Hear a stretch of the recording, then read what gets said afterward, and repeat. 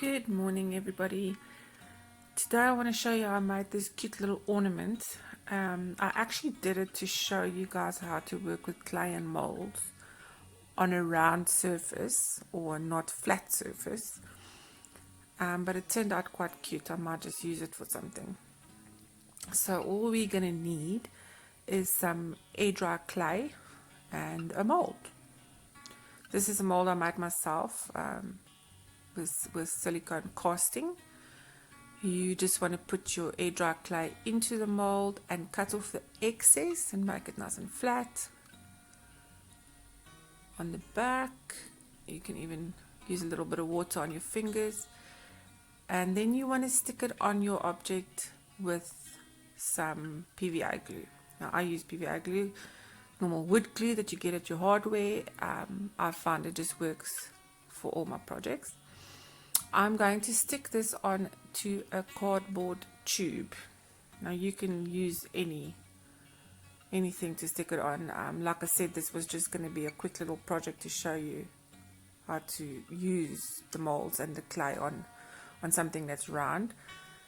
But it turned out into a bit of a bigger project. I got a little bit carried away. And this is a rope mold, kind of like a plaid rope. I bought this mold off Wish, and it's actually a mold for cake making or fondant, but they work very well for clay and crafts.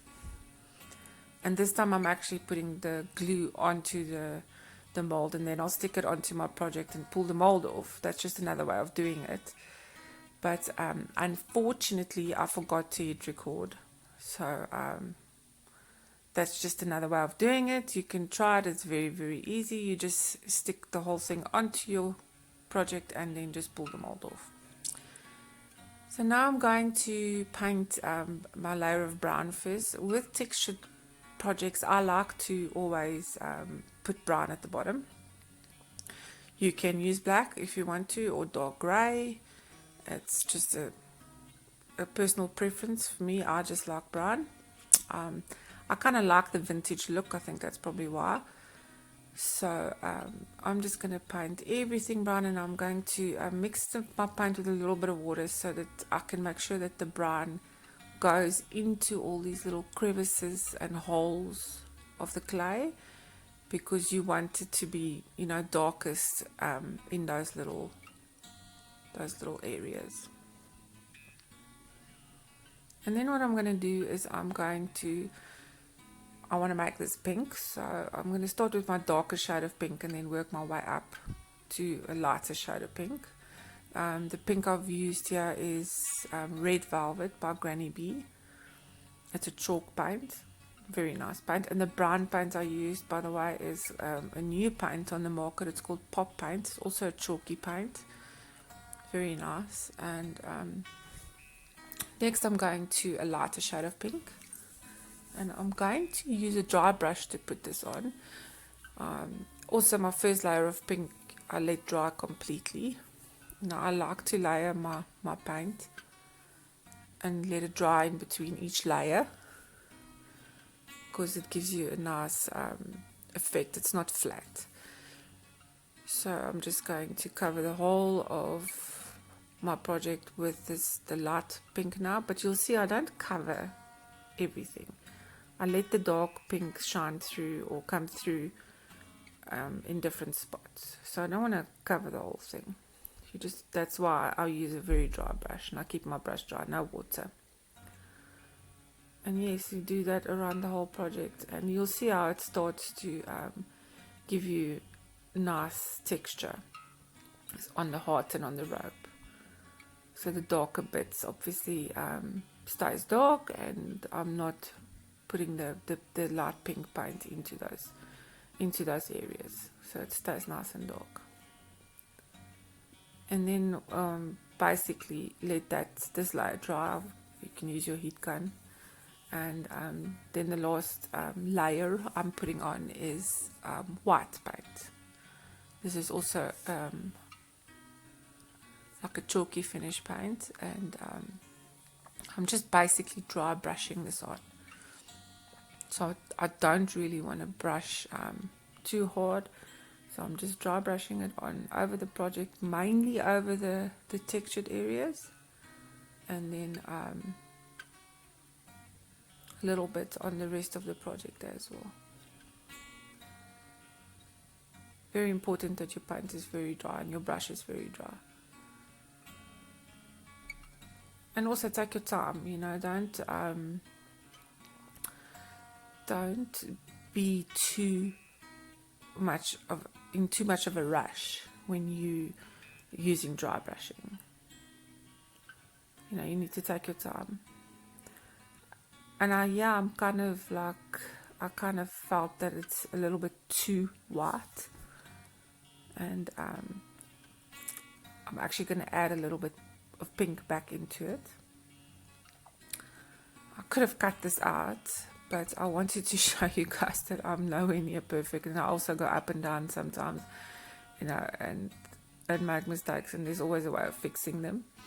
So what I've done here is I've just taken the dark first layer of pink that I used, and I've mixed some water with it,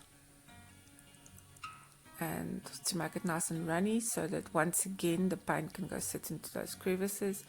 And I'm just gonna go over all of it, not the base of the project, just where the texture is, and I'm gonna make that pink basically go into all the little spaces, as well as the rope.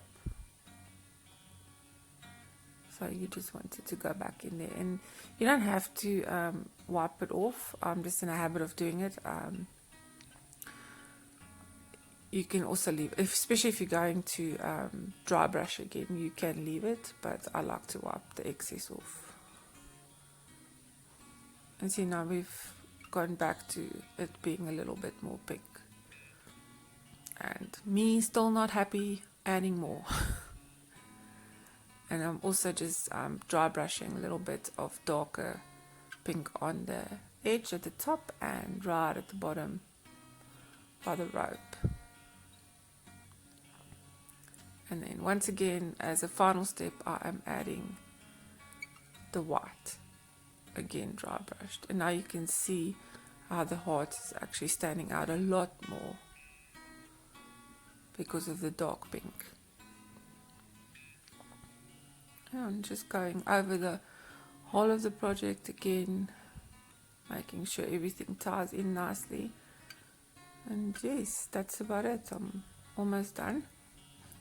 Like I said, this was only going to be a little project to show you, and it turned out quite pretty. Not that I'm a pink person, but I quite like it. And yes, I've got some photos here of stalls so that you can get a better idea what it looks like, and to see the texture on it.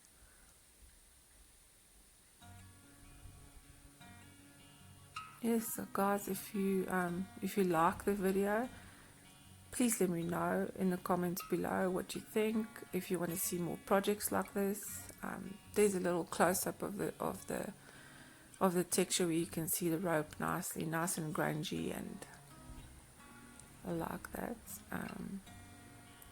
And also the heart, you can see it nice and up close there, and you can see a little bit more of the detail. So yes, guys, like, subscribe. Please share with your friends, and have a lovely day, and I'll see you later. Bye for now.